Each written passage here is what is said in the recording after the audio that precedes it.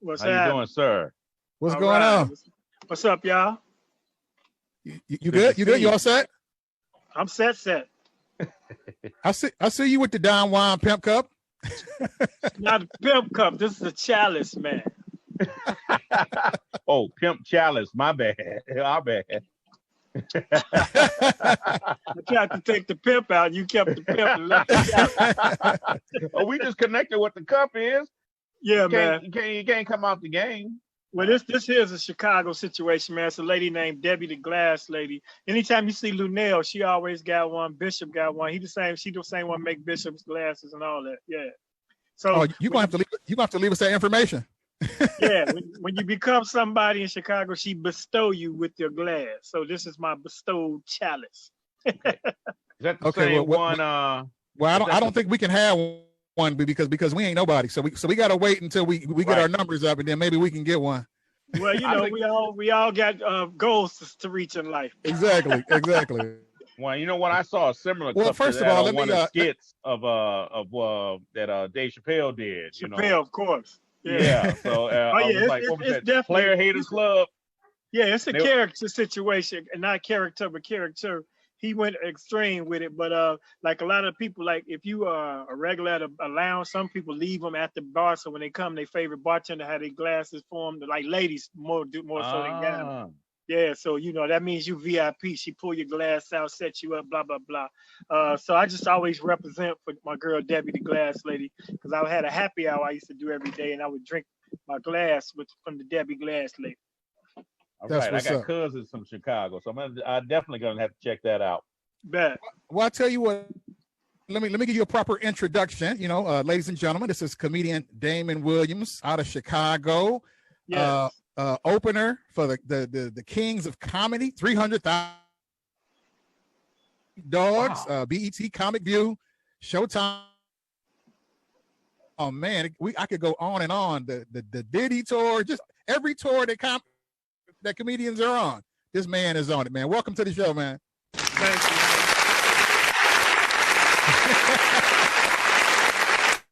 Sound like you got your You know numbers what? I up got already. Yeah, Not to exactly. mention, not to I gotta mention, jog your memory a little bit.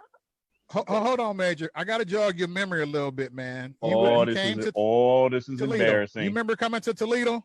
You remember the incident in Toledo when you came to Toledo? Well, I've been to Toledo Remember a when the lot, dude- man. Remember, it was at Club Club who didn't have Evolution. Oh, you talking and about? you was like, I'm gonna do the show anyway. Yeah, I know exactly what you're talking about. And that's Yeah. kind of like the motto, especially once you get there. The people that arrive before the show, even if it's a problem with the promoter or the numbers are low, you know, you got to give it to them, man. In my opinion, I've never like canceled a show because of the money. Now, don't try me out there, promoters nowadays. You know, they be like, oh, you ain't got to give him his money. He going to go up. That's bullshit. But Yeah, I was that night, man. So I remember that, man. And I didn't get paid either. So yeah, I mean, everybody in entertainment got them kind of stories. You know, Oh, Richard Pryor did in JoJo Dancer. I just didn't have the starter's pistol. hey, So you know, I see a lot of Urban Flicks TV on your Instagram, man. Talk to us about Urban Flicks TV. The Laugh Tonight Okay. with Damon Williams. Yes, sir, man. It's an amazing opportunity that was bestowed upon me by my man Herb Kimball, who is an African American entrepreneur. He created a streaming platform network called Urban Flicks TV. It has a lot of original content, films, series, and they gave me a shot. Actually, they were going to do a show with one of the basketball wives, and they ran into some difficulties getting it done. And I was going to consult for the talent on that show. And when they said that fell through, they said, you got any ideas for a show? And I'm like, hell yeah, the Damon Williams show. That's right. So they said, let's go with it. I wrote up I shot them a one-page email, man. I never forget. I was in Martha's Vineyard. We do a comedy festival there every August, except this one, thanks to COVID. And I shot the email, and they're like, we love it. And they hit me back and said, we're going to go with your show. You're greenlit. And I thought it was like, yeah, right. You know, because you hear all these, over the year, I've been doing this 27 years. I've had many near miss opportunities. They flew me and my wife out to LA, put us up. We had a meeting at the conference table. And when I left there, I had a deal, and it went through, and we did it. Now, is the Now, what kind of comedy is it? Skit comedy, stand-up comedy? Now, what it is, it's a stand-up comedy show with a hint of a talk show element. So I interview each comedian. We have 24 comedians, 8 episodes. I interview each comedian. We do like a 5-minute sit down before their set, and then that introduces them to the stage, and then they do a 10 to 15-minute set. So it's like mini specials each episode with like I say, I sit down one-on-one with the comedians, and it's beautiful, man. Some of the interviews are more insightful and entertaining as just as much as some of the stand-up, because you see comedians all the time, but you never know how they got their start. Or like one particular guy I always like to mention, his name is Jose Raymond.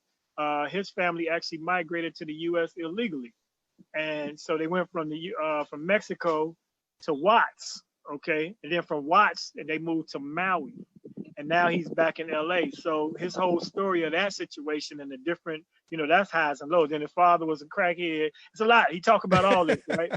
Now, for real, he said it's crazy. So when you get to give a person like that their first opportunity to do a major production, people like comedian Boogie B out of New Orleans, these are people that, like Boogie B got a very popular thing on Instagram called Let Me Stress You Out. And then we have, Urban Flicks, it sounds like Black Netflix, but it's not. It's multicultural.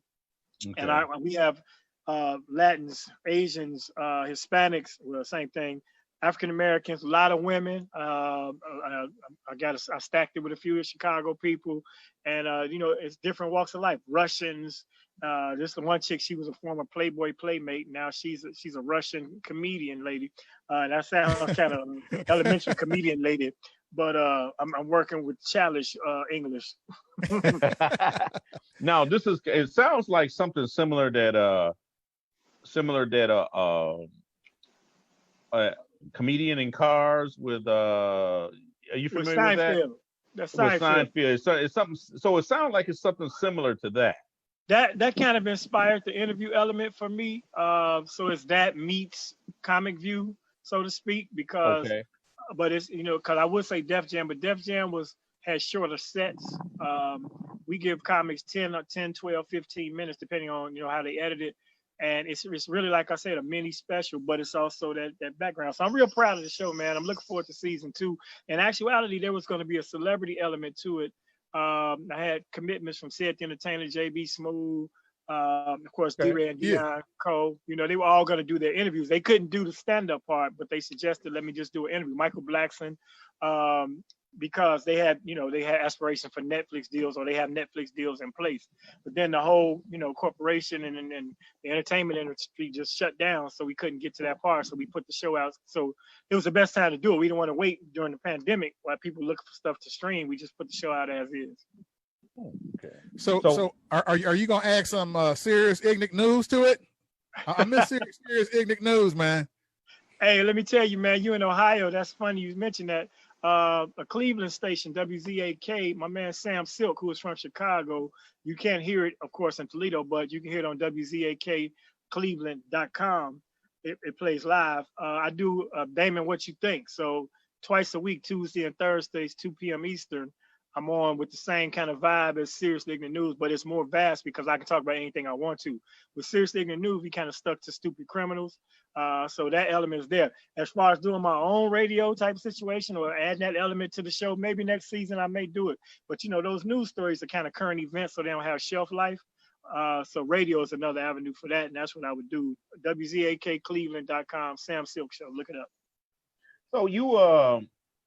So do you follow politics closely and possibly I know a lot of comedians incorporate a lot of current events into their act. Like was you I saw it on your Instagram or your Twitter page about the attorney Barr hearing today. So did you follow that today? Did you watch any of that today?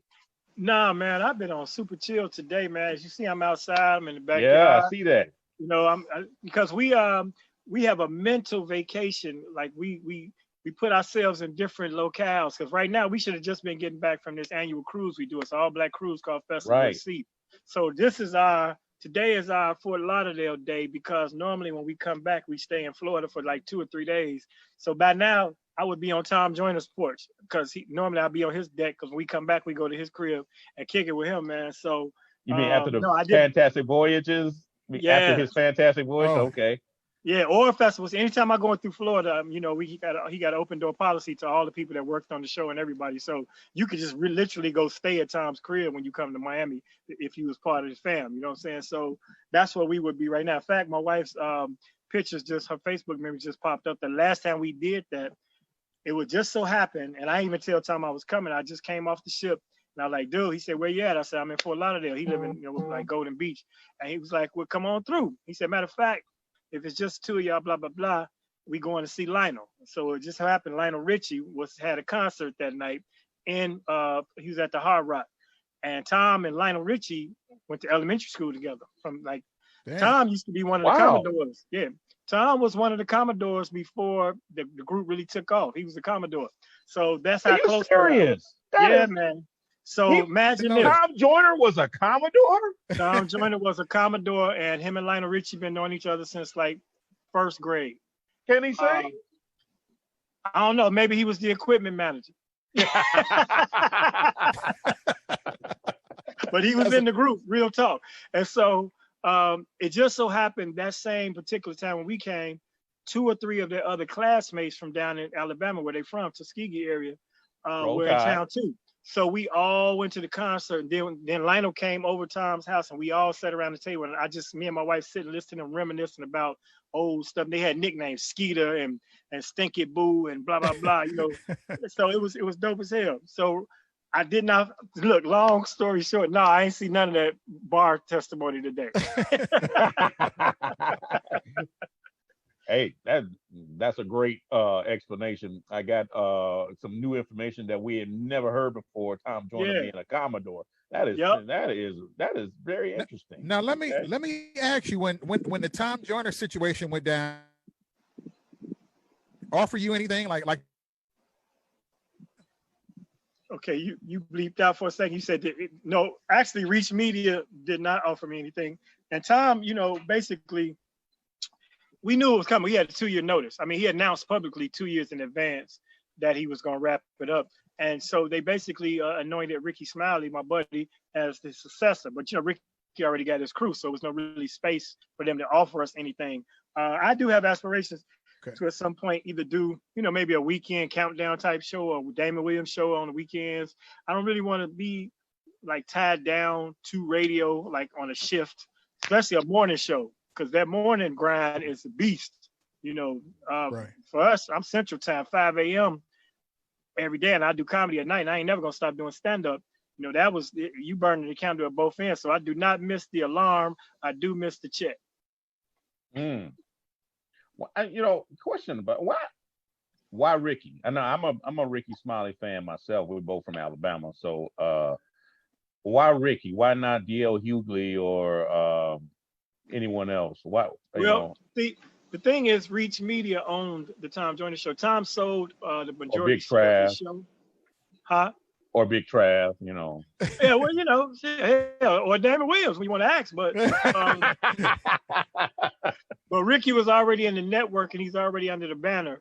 So they basically just elevated him from hip hop and R&B to urban AC, which is the, you know, the older school genre. And it was an easy transition for them because he was already in the family. So I imagine that's why it went that way. It's a work in progress, and you know, there'll never be another radio show, in my opinion, that's as impactful for Black America as Tom Joyner Morning Show was. Absolutely. And that took 25 years to build.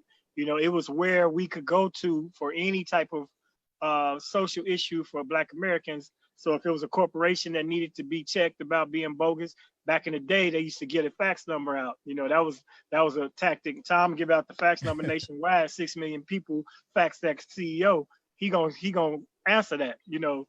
For politics, if you were running for office in any major type of category or any category, you could come talk to Tom, get that blessing, and to get your word out for the vote. When it came to healthcare, you know, take a loved one to work, all that. Loved one to the doctor, I should say.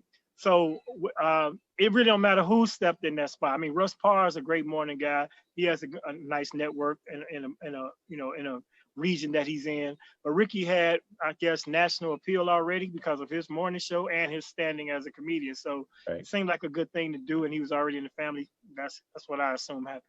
Cool. That's far Hey, out of talk to me about he went out to work with Dick Gregory before he passed. Did I talk? Yes, I worked with Dick Gregory, man. Memorably, I can say 4 times where I really had a chance to just kick it with him. You know, I've worked with him before where we were all on a show and I just went up, you know, and he went up and we didn't kick it. But my most recent performance with him was here in Chicago. There was a young promoter goes by the name of Zoe, and she connected me and up and rising star Just Niche with Dick Gregory. Yeah. We know her. Yeah. I'm just standing for your viewers, and I'm not discrediting because she out here. She doing her thing. Oh yeah. And doing it quickly too. She only about 8 years in the game. She's on Laugh Tonight as well. I met her in Atlanta. Yeah, yep. She moving around. She was on my show. But we had a chance to go, you know, sit in the green room and chop it up and talk about life. And I watched his process and how he went through his papers, and he, you know, had his assistant running around doing this and that and the other. So I had multiple chances to meet her, and his nephew, of course, is my dude, Mark Gregory. Mark is also. Oh yeah. Know him too. Yeah. Okay. Yeah. Now, how about D.L. Hughley? I mean, when D.L. Hughley fainted on stage, did you talk? Have you talked to him since then? And how's he doing? He's doing fine, and I did talk to him. I waited a few days because I knew he was going to get swamped with, you know, concerns and people hitting him on everything. So I waited until I probably waited 2 weeks to actually reach out and call his phone. You know, I had texted, you know, my concerns prior to that, but I actually called and he's picked right up, and, you know, we chopped it up, and then I got his blessing on this joke because I told him, I said, man, you know, when you fell off that stool, I have a joke about narcolepsy and I fall off the stool, and I told everybody he was trying to steal my joke. He laughed so hard at that, man, that I actually posted the joke and said it after that. But I got his blessings first. And to go back to your question, he wasn't a choice for the morning show because he already has a nationally syndicated afternoon show. Okay. And like I said, as comedians, man, and DL is a road comic. He's not trying to do the mornings. Oh, yeah. Yeah, because you can do mornings. See, mornings you got to be live because it got to be topical. It's got to be about, you know, last night's headlines, this morning breaking news. Right. Afternoon drive, you can basically record that at 10 o'clock in the afternoon and then run it at 2. You know what I'm saying? Okay. That's how they do that. So that gives them the option to be able to still fly out and do his shows. But mornings is a monster. All those years of getting up early, Tom Joyner did it. Man, that's a long time. When I was a kid. Bruh. When we were all kids. You know I want to ask you about. I want to ask you about Steve Harvey. You know, I see a lot of people. You know, I was getting around to that. I didn't want to. But a lot of people be talking about Steve Harvey don't deserve. You know, he ain't put in the work, and he's not worthy of where he is right now. Where do you stand on that? Or man, what's your opinion? Let me tell you about Steve Harvey. Let me tell you. I'm gonna say this with all sincerity. If Steve knows you, and if you know Steve, and he is like, if you in his camp or in his wheelhouse, Steve a good dude, man. Like Steve, I have a Kings of Comedy story about Steve. I'll get to that next, but nobody has worked harder than Steve Harvey at what he's doing to do what he did to get where he is. I mean, they forget Steve Harvey had a sitcom in the 90s before the one he had was said. It was called Me and the Boys. He was one of the first Black comedians to have a series on ABC Network. Then he did radio. Then he got the Apollo, and now he got the Family Feud and then, you know, nationally syndicated show. So nobody worked harder than Steve, and that's why he was one of the kings of comedy. He was one of the catalysts of bringing that tour together.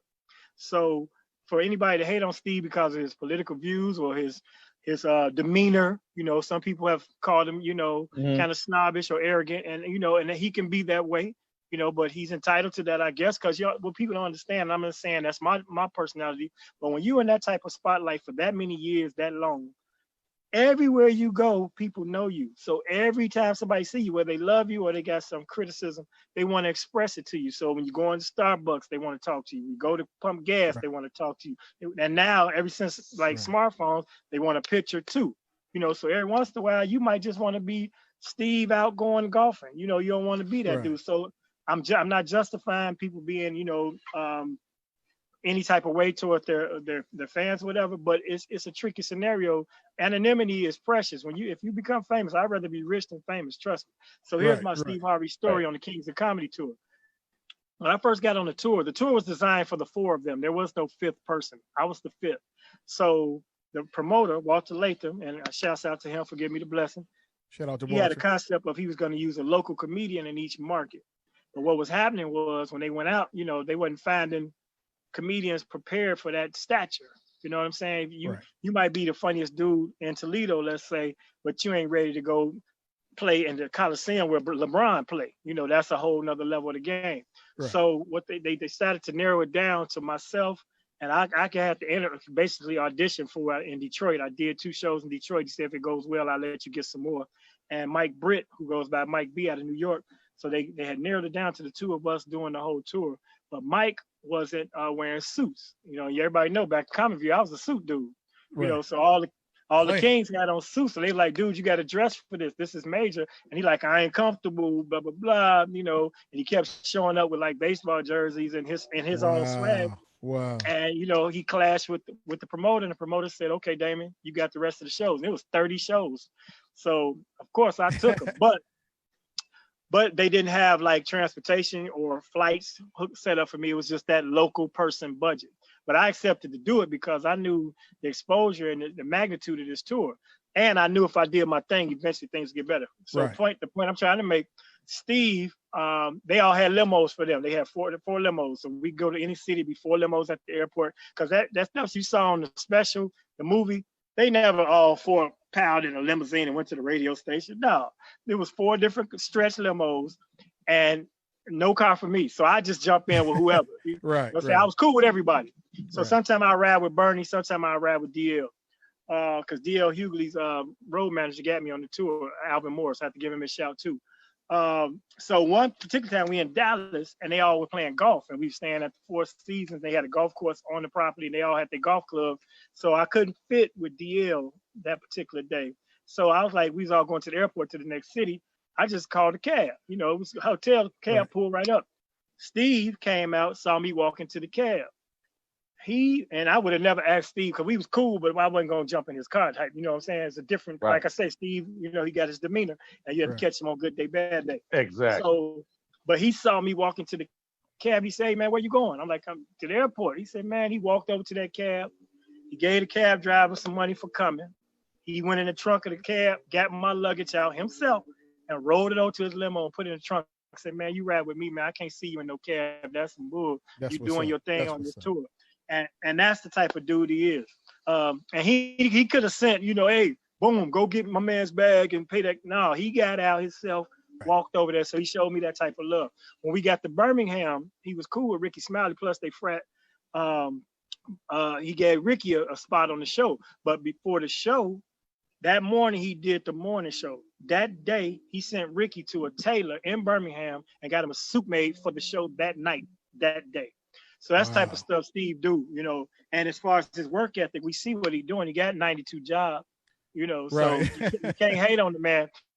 Now he dropped the ball when he went and stepped in Trump and talked to Trump, But he felt like, as a black spokesperson, he would go listen to hear what the man got to say. Plus, you never know what was in it for Steve. And sometimes you got to look out for you before you look out for us. You know what I'm saying? So that's my take on Steve Harvey.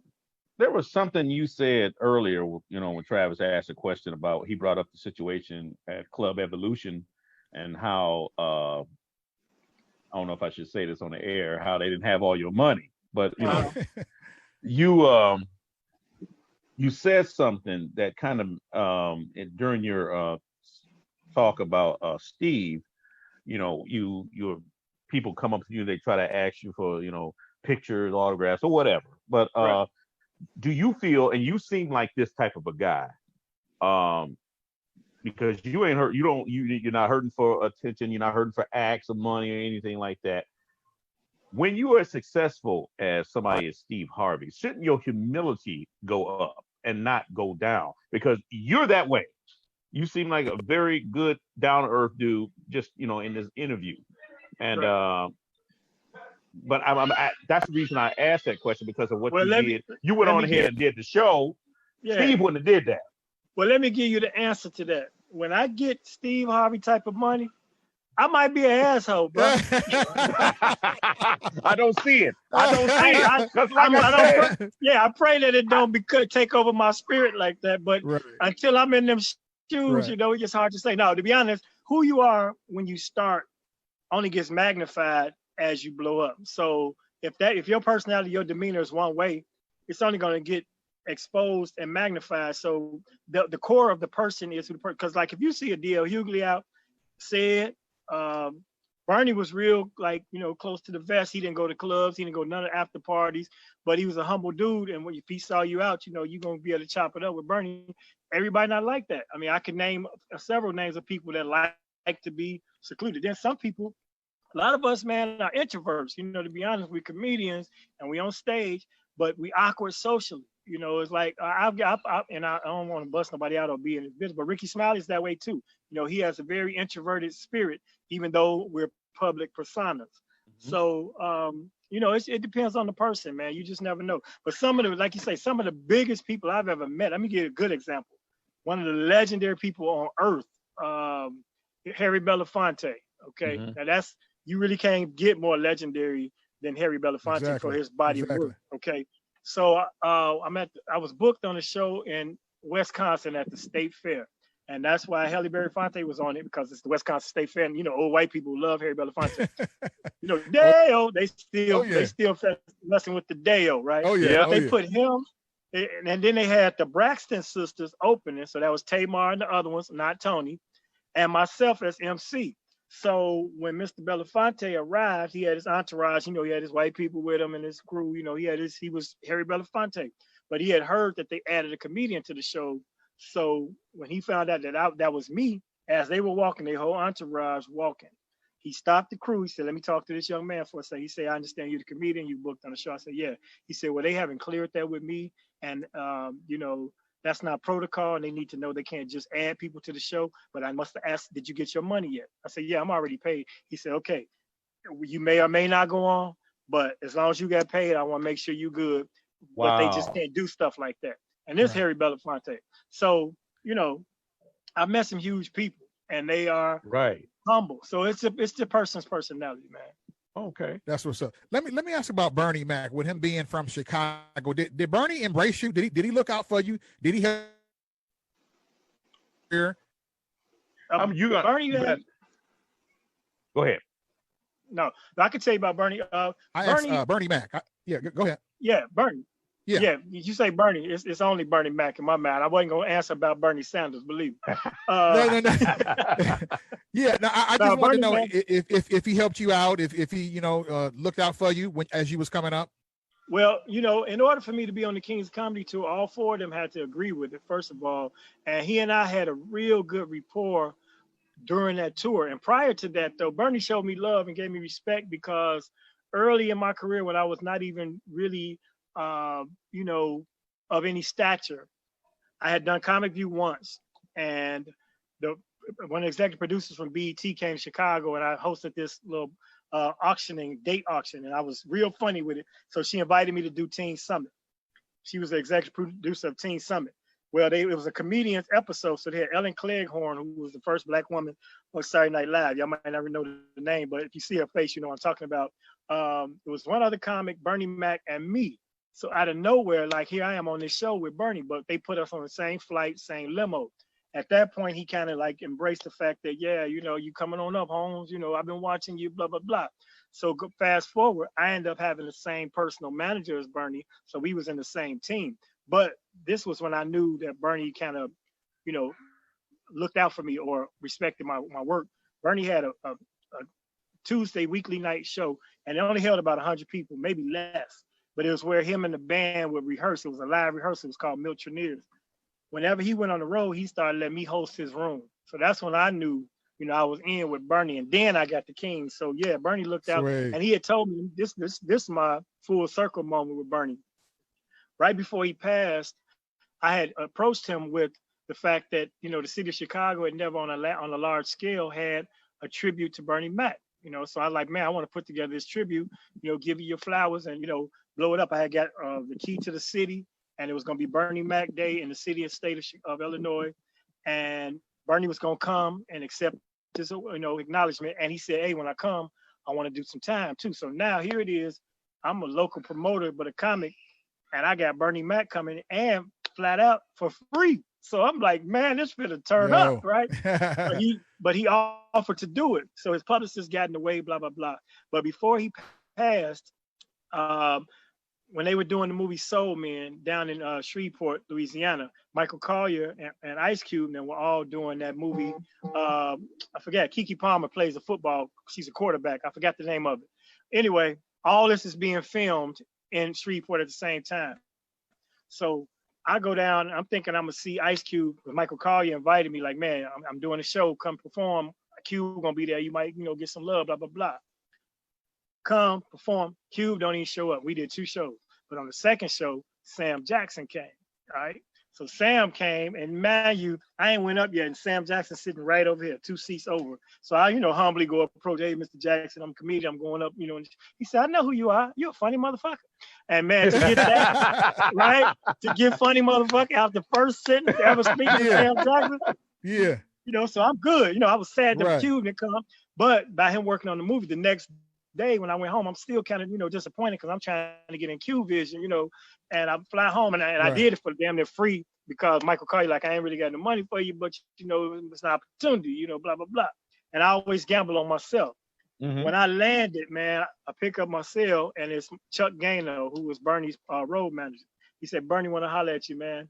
Bernie said, hey, man, I heard you was in town last night. Sam told me you killed it, blah, blah, blah. I've been watching you. I know you do your show New Year's Eve every year. People don't see me, but I see people, Holmes, and here's what I'm trying to do. So he was telling me he was about to do a stand-up tour, okay? And he was going to film it, and it was going to be his special, because y'all know Bernie don't have an hour special. There's no Bernie Mac special. He's going to film the special. That was going to be his retirement from stand-up, but he wanted me to go with him on the road to host that tour. And I promise you, 6 months later, he passed away. Oh, man. Yeah, before, in fact, here's the touching part. The day that I had set up for the tribute was the same day they had his actual funeral. So that resolution that I got passed, the resolution was August 12th or August 15th of 2008, I believe. That resolution, they still presented it to his family at the ceremony, but that was the one we had already gotten that pass for the tribute we was going to do. So we eventually did the tribute without him, and called it Chi-Town Laugh Fest tribute to Bernie Mac, and the people came out and it was nice, but it would have been great to be able to, first of all, let him be there and do his thing. But I do know that he know that I tried to give him his flowers and let the city, represent him before his funeral. Wow. That's what's up, man. You're a good dude because of that, man. When you talk to Michael Collier, tell him, boy, say, hey, man, told us our numbers wasn't up good enough. Yeah, we tried to get him out. I've been trying to get. That's what he told us, man. I didn't hear his your joint it was buffering. I've been trying to get Trav to switch to our local cable network, the faster AT&T is not doing it. They don't give brothers love in the hood because we in the city, and they don't give us a faster speed. Now I got Buckeye cable. Right. I'm using my phone and it's working. Oh my God. Yeah. So hold on. You got 5G? Tell me again, brother. Tell me what you want me to tell Michael Collier. And you gonna hear me out? Yeah, and you a substitute host. Hey, you know what's funny? He trying to roast you, but half of it didn't come through. I was saying Michael Collier to book him on the show, and he so once again that part blurted out. But Mike a good dude, man. That's one of my mentors too coming up in the game. He's from Chicago as well, and he showed me a lot. Him and George Wilborn, who was actually my cousin, they gave me the ropes early in the game. Mike was one of the first people to give me a gig on the road, opening for him in Toledo. Matter of fact, at I don't know if y'all remember Andrew Ford's spot, the Comedy Stop. This way back in the day. Hmm. Yeah. I've heard of it. Toledo. Yeah, look up Andrew Ford, man. He was Andrew the Ford. link to get to Chicago. I mean, to get to Toledo, he was the only club there. This was like way back as far as blacks anyway. Oh well, wow. other than I'll have to check that out. the Funny Bone, we was under the impression that Fishbone was probably the first comedy club that was in Toledo, but you told us something we didn't know. No. Yeah, this is 90s. Yeah, we had the comedy like, connection. We had the you had comedy connection. But I'm saying as far as that would book black comedians. So Andrew Ford had a spot, man, and this was 93, 94, 95. Oh yeah. wow. I'm gonna have to check that out. Check that out. Yeah, but don't look him up because most of the comedians don't like him because he didn't want to pay people and he had a lot of little bogus tactics. But shouts out to Andrew Ford. I hate to keep bringing this. I hate to bring this back up, but there was a question I wanted to ask. It's about Steve Harvey. Steve Harvey, aside from his political views, he kind of lost a little bit of grace with the brothers and sisters for what he did to Monique and that whole deal. So, what was your position or what was your opinion on that whole situation with Monique? It's a matter of choice, man, and he expressed his choice of how he would handle a situation like that because Steve about his bread. So Steve will play the game and be political, whereas Mo was trying to stand on her principle. And sometimes, you got to choose. Like right now, Nick Cannon in a similar position. He could have stood fast and kept his turban on and, kept them anti-Semitic statements and stood behind. Because if he said it, he meant it. If he meant it, he believed it. But he apologized after he said he was better informed and enlightened. But that ain't really what happened. What really happened, in my opinion, is that bread started, shriveling up. And when people start attacking your bread, you'll get sorry quick. So I don't think it was up to Steve to get her back because, to be honest, what she was lobbying for, she had a just cause, but I don't think the way she went about it, and I don't think that her comparisons were fair and accurate because she compared herself to Amy Schumer. Now, mind you, Monique is a cold business lady. She's been in the game for years. She's an Oscar winner, so she deserves her just due, but that's not how Netflix or TV works. It's based on numbers. So if they look at your social media following and they say, okay, this person got 12 million, this person at least gonna have 12 million people watching their special. So it's worth more than a person with 500,000 followers. So that's just semantic. That's just like if you booked at a club, what you gonna pay Dave Chappelle, you're not gonna pay Monique in any city because Chappelle gonna sell more tickets at a higher price than Monique. So God bless her because she's right, and now it's been vindicated because I think the Supreme Court or one court upheld her lawsuit pursuits. So God bless her, and I got it because somebody got to be nailed to the cross for us all to come through.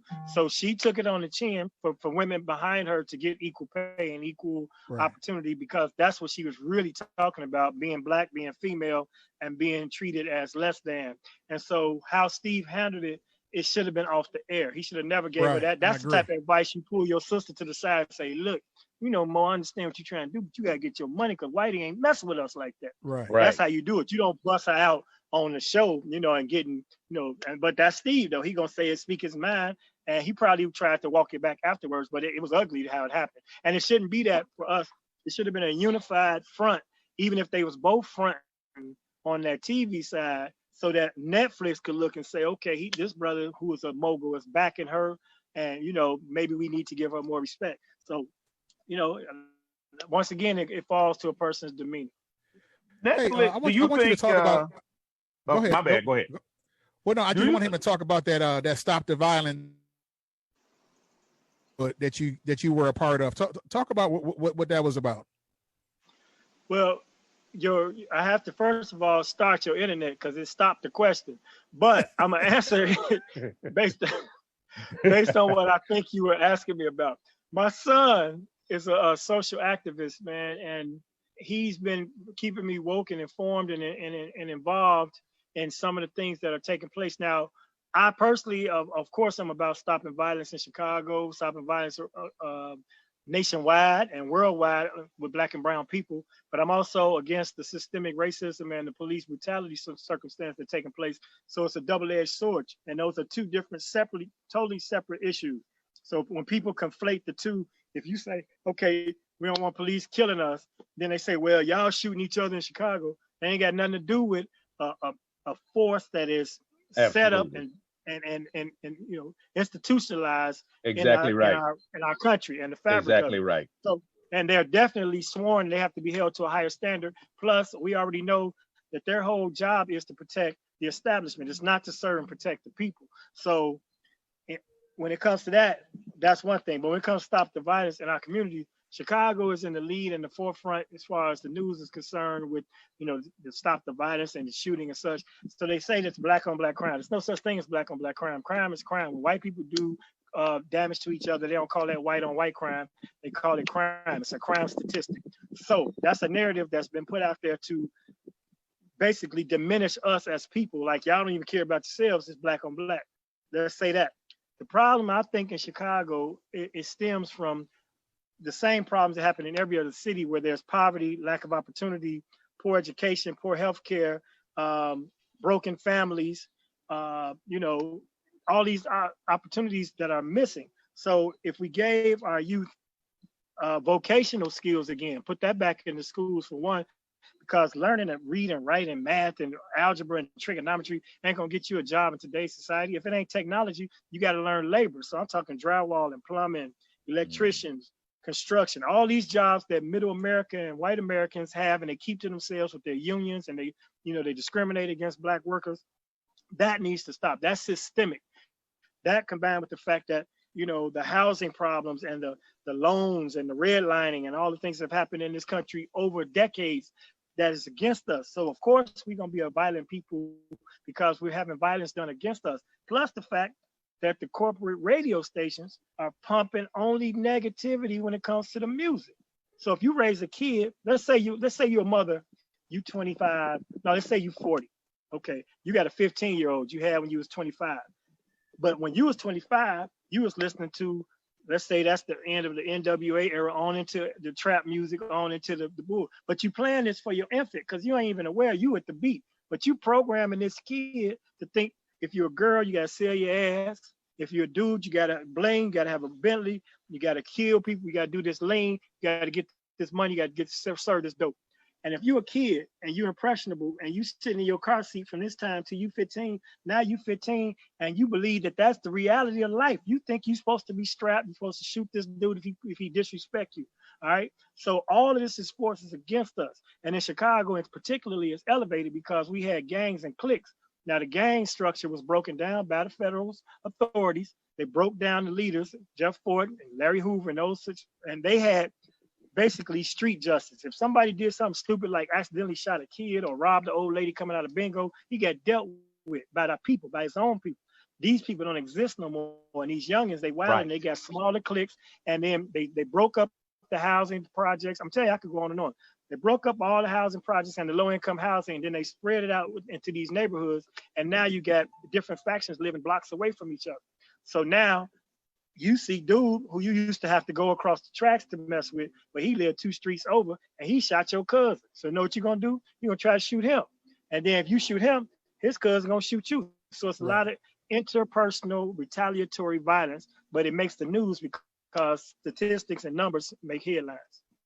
In other words, the situations in Chicago, Detroit, New York, and all your other cities has always been there, and the president is using this as an opportunity to send in federal stormtroopers to quell violence that's already there. Matter of fact, one of the reasons I asked about the Burr case today is because the project they had launched, the crime bill project, was already in place, and they were asking for funding for something that already existed just because this is the end of his term and it's an election stuff. So is that still the plan for him to send troops into Chicago, or have you guys successfully shot that down? Actually, our mayor, she changed her course. Initially, she was very hesitant to it, but the situation here is so out of control, so to speak, that, I mean, 20 people got shot yesterday in Chicago. 2 died. Wow. Yeah, so that they feel like anything could help. But it's still a matter of how they deploy this situation. But Trump is doing it so that he can come across as the law and order president. Because if you remember when he was running for president, the man said, if I was president, I could stop the violence in Chicago in 1 week. He'd been in office for 3.5 years. So apparently he didn't plan to do it, or he didn't care to do it. So shut the hell up with that bullshit, because it wasn't going to happen. Until now. Yeah. Until now. But now it's a political issue because it's a headline. And it's just like it's a Facebook post going around right now saying we had no idea that Trump did so many things for Black people. He allocated billions for HBCUs, and he did a crime bill, and all these things were already on the table. He just signed them now because it's a political season. So don't believe the hype. He didn't create the bills. He don't read. So he didn't read the bill. He don't know what the hell he's signing. He just know the title of it, and he knows it, and his whole thing is numbers. If he does this, a certain amount of numbers will go up in his favor. The man is a narcissistic asshole who only cares about numbers. The man has not yet mentioned the fact, and this has been stated on all the news channels, that his boy Putin and the Russians had a bounty on American soldiers in Afghanistan, and he has not addressed it, denied it, or said nothing about it, because they got them golden shower tapes on his ass when he was with them Russian prostitutes. So he ain't never gonna say nothing about Putin. No. Golden showers. Hey, talk to us about the Riddles Comedy Club. So you're a co-owner now. Well, it's a partnership. I'm not gonna take ownership because that comes with bills and overhead. I partner with the owners who still maintain, the proprietary ownership, and they also get the liquor proceeds. My job is to procure the comedians and promote the shows and get the comics and the people through the door. So it's a beautiful thing, man. It's just unfortunate that COVID shut it down right as we were really like starting to turn the corner as far as our numbers had peaked, and we were starting to be, consistently sold out with local and national comics. So now that Illinois is still in phase 4, we're able to have a limited capacity of 50 or less people with temperature checks and masks and sanitary protocols in order. So we're back up and running for like the last 2 or 3 weeks, but you ain't heard that from me because I'm still on unemployment. I like to see what your unemployment check is like. Right. Well, actually, it ain't like nothing if they don't renew that 600. Which they don't plan on doing. Yeah. They're gonna have to do something, man, because if they're gonna tell us we can't work and we can't do our normal functions, then you can't take away a person's livelihood and not provide them an option or alternative. You talk about violence. Let all this money stop rolling. If they shut down these SBA loans and them susus that's out there, these money circles, then it's gonna be anarchy. So I don't know if y'all know about the money circles, but if they going around and people are, coming up, it's the pyramid situation. But if they're done properly, it's cooperative economics for people. And I've actually been a part of one that paid off, and I'm still in it. So we'll see. You seem to be before comedy, you were an entrepreneur, and you still have that business mind going on. You used to own a Subway there in Chicago. Did you let that gig go because of Jared, or you just let it go? Jared, see, that's the thing. If Jared was still selling sandwiches, they would have kept Jared, even though he did that move. But no, I'm pre-Jared. That's why my Subway didn't become Subway was not a household name in the nation when I opened. I was way ahead of the curve. I had my Subway in 1990. This was 1990, and they were still trying to get the brand national, and they wanted to be the #1 franchise with location numbers. So they were opening stores that were not very successful in different areas, or they were opening too many saturated areas. But luckily, Subway led to me finding out about All Jokes Aside, which is where I started comedy. I heard somebody talking about it, one of my customers, and it also is the reason my son was born, because his mother used to work across the street. So these are two things that came out of Subway, and I let that go. Subway was really just a way to clear up and clean up the entrepreneurial spirit I had prior to getting the Subway, which was not all about the whole internet worthy conversation I should be having right now. Because we know there are 150 extra federal troops in the city. and they might still be looking up old cases. Oh, we don't have. Well, we getting there. We ain't that big yet. Don't nobody care about us It only yet. take one Fed, man. One Fed. Well, One I tell you ambition. what. Go ahead. I tell you what. So what you got coming up? You got anything coming up? Man, you know, right now I'm just trying to breathe in and out without a ventilator. You know, I'm ducking Rona. Exactly. I hear you. My whole circumstance right now is trying to keep Riddles open as long as it's healthy. I do the radio thing with Sam Silk, and I'm still pushing the first season of Laugh Tonight because a lot of people haven't seen it yet. A lot of people haven't subscribed. And if you have Apple TV, it's free, so people can get it on Apple TV and Roku. But it's Black owned, so y'all really should go ahead and pay that $3.99 a month or $50 for the year and see all these original movies and programs and such. You know, because everybody's doing it for Netflix and other things. Or 10 of y'all do it and everybody pass the password because they ain't figured that part out. Like Netflix. That's what my daughters do. My daughters do that. My daughters got my passwords, man. So I'm gonna send your daughter my password and tell her to spread it across the school if they ever open back up. That's what's up. That's what's up. Now, Urban Flicks, you want to tell how we can get it the same way as Netflix and other streaming services? We can download it and catch you. Right. Most major cable providers have it as an option. I don't know about his because his ain't working right. Oh, man. But you can just go to urbanflixtv.com. You go to urbanflixtv.com, or you can go to to your Play stores, your app stores. It's available on Apple and Play for Android. And it's just like everything else is out there that's streaming, man. You can get it. And I'm thinking actually season 2, which is slated to be shot in September. We hope that happens if LA is open back up, or they might have to come here, which I wanted to do the first season here in the first place. We'll be shooting another season because the world is starving for content. And yes, I think people really need to see this show, man. It's some great comedian performances on there. And like I said, the touch of the element with the sit down makes it even greater. And it's my shot. I've been in this thing 27 years. So y'all support your boy if you get an opportunity. For sure. Absolutely.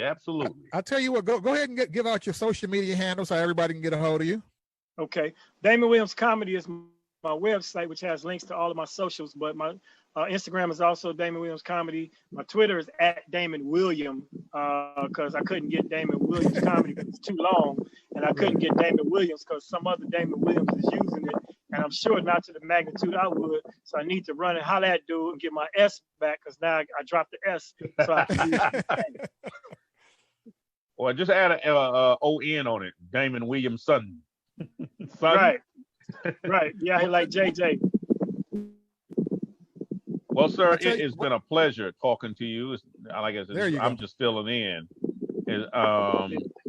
And you, this was a great interview. I mean, you're very well informed. You're not just a comedian. You're very well informed, and I can hear some activist nature in you as well, especially, and that goes along with comedy.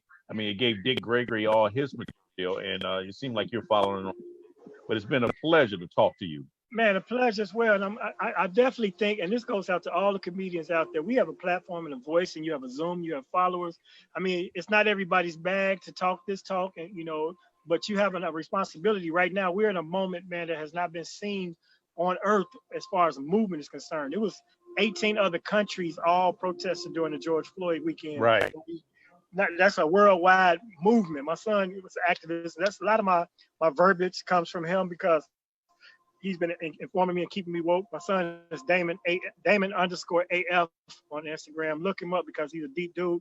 But I think, pre-COVID, life was one way. Pre-COVID, George Floyd, we could be silly and we could be funny, and we still should do that. But I think we have a responsibility to incorporate it and first of all, inform ourselves and then use our voices to further the movement. So I'll be doing that going forward. I'm still going to talk my shit and do some silly things, but I'll also be trying to be, more responsible with my words because I'm getting to that point where I'm thinking about legacy now. You know what I'm saying?